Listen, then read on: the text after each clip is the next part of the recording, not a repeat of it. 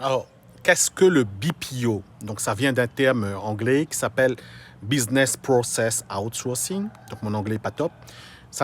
L'équivalent en français, c'est plus processus d'externalisation des processus métiers. Externalisation des processus métiers.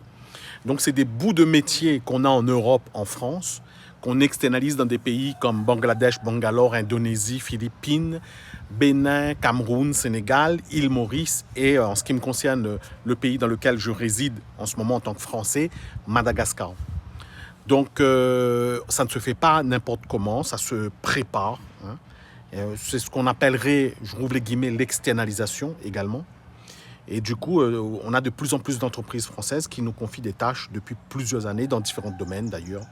On pense à l'appel entrant, appel sortant, tout ce qui est développement web, même si moi je ne fais pas du développement web, tout ce qui est back-office, comptabilité, finance, tout ce qu'on ne veut plus gérer en France parce que ça nous coûte très cher. Donc c'est quand une entreprise va confier des tâches ou des sous-tâches ou des bouts de tâches ou des pans entiers de tâches dans un pays étranger comme le nôtre. Donc pour vous donner un exemple, ça peut être un e-commerçant qui a son SAV, son service après-vente, et qui ne veut plus le gérer en France, qui ne veut plus le confier à un collaborateur français, et peu importe les raisons, on ne va pas rentrer dans la partie des motifs, des raisons aujourd'hui, et ben, il prend le choix d'externaliser à Madagascar. Donc c'est ce qu'on appelle le BPO, Business Process Outsourcing. Donc si tu as besoin de ça, si tu veux en discuter, et ben, tu peux m'envoyer un message dans le lien qui est en description.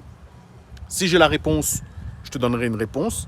Et si je ne maîtrise pas le sujet, si je ne connais pas la réponse, je te le dirai aussi que je ne connais pas cette partie-là. Je te dis à bientôt.